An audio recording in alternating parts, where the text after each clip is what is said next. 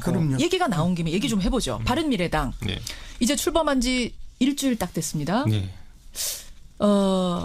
처음부터 지금 나오는 얘기가 안철수 전 대표의 서울시장 등판론. 네.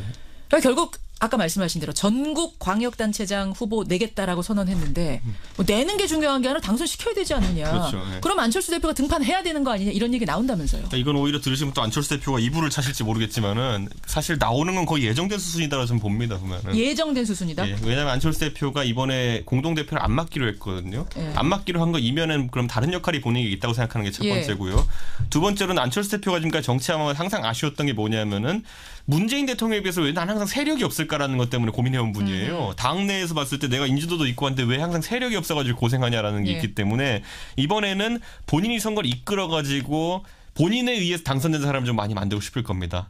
그러기 위해서 가장 좋은 선거가 서울시장 선거고 아까 말했듯이 기초의원 선거라는 거는 15% 20%만 받으면 당선됩니다. 그렇죠. 15%만 받으면 3인 선거고 당선돼요. 그 의미를 봤을 때 안철수 대표 입장에서는 내가 서울시장 나가가지고 당선되든 못 되든지 간에 30% 이상의 득표만 얻을 수 있으면은 나를 보고 오는 후보들도 있을 것이고 나 때문에 당선되는 기초의원들도 있을 것이고 이게 전국에서 이번에 2,900명의 기초의원 뽑기 때문에 네. 그 분위기가 생기면은 나온다? 자동으로 조직이 생깁니다. 자, 그러니까 나온다고 보시는 거죠? 예, 이미 뭐 이미 나왔다? 선거 캠프가 꾸려져서 움직이고 있다는 소문도 들리고 있거든요. 잠깐만요. 예. 진짜로요?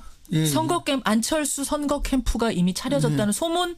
네, 소문입니다. 제가 직접 눈으로 확인한 건 아니니까. 자, 이준석 위원장 뭔가 아시는 것 같은데. 제가 표정을 전달해드리지 못해서 지금 청취자분들께 죄송한데 저는 읽었어요. 네, 꾸려졌네요. 표정이 꾸려졌네요. 저는 긍정도 부정도 하지 않겠습니다만은 그게 예. 아니 제가 뭐 꾸려졌는데요? 2주 전에 다른 방송 녹화를 하면서 이야기를 했더니 뭐 예. 그쪽 당 관계자가 펄쩍 뛰더라고 그럴 일은 절대 없다 이렇게 이야기하고 나올 가능성은 있는데 또 뭐 서울시장을 나오게 되면은 자유한국당 후보하고 자연스럽게 암묵적인 연대가 되지 않겠느냐. 그러니까 나와야죠. 허 거기까지 소장님 지금 말씀 다 나오고 그대로 있는 거예요. 얘기 드리면은 안 대표는 원래 주변에 도와주고 있는 외곽 조직들이 좀 있습니다. 예, 그렇기 때문에 예. 그 조직들 같은 경우에는 안철수 대표가 출마를 결심하진 않았지만은 캠프 짜릴 수 있죠. 가능성이 있으므로 차릴 미리 수 정책 있죠. 같은 거 네. 준비하고 해야 될 거 아닙니까? 뭐 그런 움직임 정도는 포착되고 있다고 아니 얘기해야 무슨 될 것 캠프 같습니다. 차리는 게 죄 짓는 것도 아닌데 왜 이렇게 조심스럽게 얘기하실 필요 없어요. 캠프 차릴 수 있습니다. 출마 설사 안 하더라도 차릴 수는 근데 있습니다.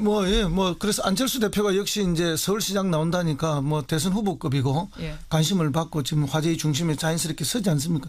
그것만 봐도 서울시장에 나올 거 분명하다. 근데 인기 있는 사람, 대중적 지지도가 있는 사람 움직이면 이렇게 포커스가 맞춰지는데 그렇지 않았던 사람들도 이제 뭐 서서히 부상되는 경우가 있거든요.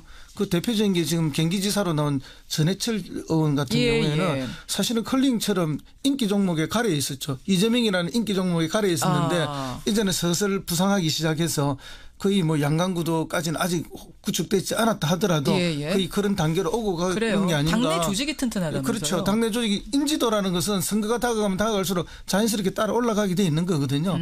그래서 구도만 만들어내면은 순식간에 따라 올라간다. 마치 컬링 선수 같은 느낌이 듭니다. 지금 서울시장 얘기를 하다 말았는데 그러면 만약 안철수 대표가 그렇게 마음을 잡았다면 민주당에서는 지금 사실은 후보가 너무 많아서 고민인 곳이잖아요. 누가 어쨌든 제일 뭐 유력하다고 제일 봅니까? 유력한 건 현 시장님이죠. 박원순 시장. 제일 유력한 건 시장님인데 이제 도전이 만만치 않아서 한번 경선이 재미있게 진행될 건 분명하다. 이제 그 중에서도 제가 볼 때는 뭐 여러 유능한 사람들이 나와 있지만 지금 정치 지형이 전대협 세대들이 정치의 중심에 와 있는 게 사실입니다. 여당은. 예. 그러면 그 전대협 세력을 상징하는 사람이 가장 강력하게 경쟁자로 부상하지 않겠느냐. 누구? 우상호가 되는 거죠. 우상호. 저도 그 얘기를 하고 싶은 게 우상호 의원 아니면 우원식 의원 이런 분들을 보면 느끼는 게 뭐냐면요. 예.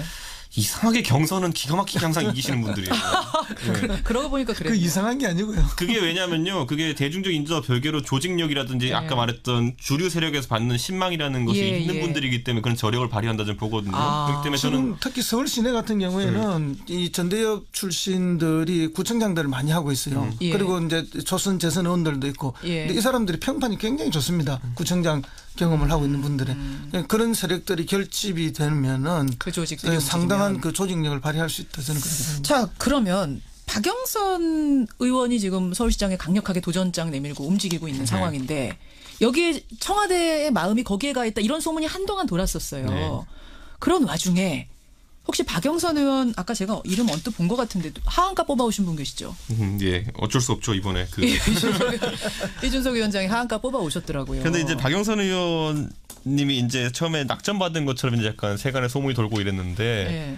그것에 반례가 되는 상황들이 너무 많이 나왔습니다. 가장 대표적으로 예를 들어 청와대에서 낙점을 받은 후보는 일반적으로 정치권에서 끝까지 티를 안 냅니다.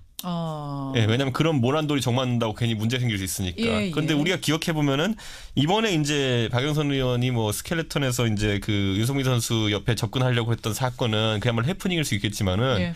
그 전에도 보면 예를 들어 비트코인 이슈가 떴을 때 가장 앞장서서 그것을 비판하면서 나섰던 것이 여당 내에서는 박영선 의원이었습니다. 그런데 일반적인 상황에서는요, 내가 진짜 분위기상 내가 서울시장 후보가 될 것 같고 사실상 낙점받은 것 같다라고 한다면은 진짜 낙엽도 피해간다고 절대 그런 언급하지 않습니다. 정책적인 부분에 대해서 정부와 각을 세우는 발언을. 그러니까 지금 이준석 위원장은 그 스켈레톤 현장 가서 윤성빈 선수하고 들어가지 말았어야 될 곳에 가서 사진 찍은 그 자체가 옳으냐 그르냐 일단 떠나서 예.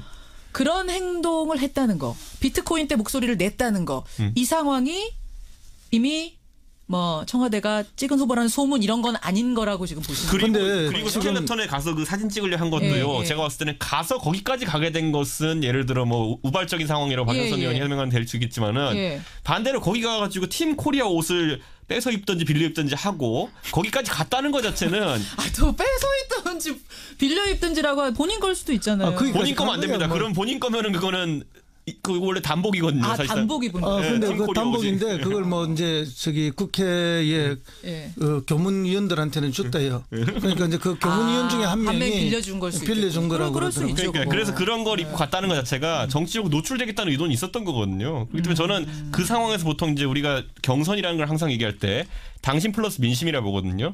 당심을 잡고 있다 생각하면 그런 무리수 안 합니다. 자, 알겠습니다. 그런 의미에서 하한가 이번에 좀 근데 이제 무리수 둔 거. 청와대 낙점 이야기를 하시는데 그는 과거에 이제 그 이준석 의원이 속했던 보수 정당에서는 청와대 낙점이 있었지만 이 정당에서는 청와대 낙점이라는 게 있을 수가 없어요. 지금까지 있었던 적도 없고. 예, 소문은 돌았지만 사실 아니다. 나중에 공천되는 사람이 어떤 평가를 받는지 보죠. 제가 뭐 그쪽 정당에 오랫동안 과거에 관여도 했고 지금도 관여하고 있기 때문에 잘 알고요. 그 부분은. 소문은 헛소문일 뿐이다. 그러니까 이제 자기 경험으로 이제 짐작하시는데. 아니 예를 들어 옛날에 강금실 후보는 낙점받은 사람이 아니에요. 유추할 수는 있는데 지금 뭐 서울시장 선거 뿐만 아니라 모든 곳에서 청와대가 개입한다면 그거는 엄청난 분란을 일으키기 때문에 청와대에 절대 개입할 수가 없어요.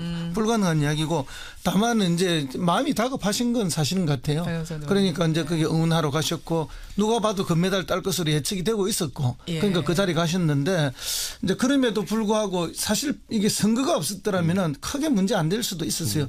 근데 선거를 앞두고 있고 서울시장 후보로 나오려고 하니까 그 현장에 있었던 게 지적을 당하죠. 우리 일반 시청자들 국민들이 어디가 게스트 뭐 존이고 어디가 파이널 라인인지 그런 걸 아는 사람이 없잖아요. 당연히 뭐 유력 인사가 거기 너무 당연한 것으로 생각했는데 이제는 세상이 바뀌었다. 그리고 선거 때문에 그런 면도 있다. 이 두 개가 동시에 물리면서 뭐 사실 응원하러 간 것까지 이거 얼마나 선이고 잘하는 겁니까? 그리고 저희가 현실은 제대로 얘기해야 되는 게 노무현 정부 때 강금실 서울시장 후보 그다음에 뭐 진대재 경기도지사 후보 전부 다 장관 출신으로 그런 분들이 나간 거를 낙점받아서 나갔다고 하는 겁니다. 하성 소장님 그냥 웃으시는 거예요?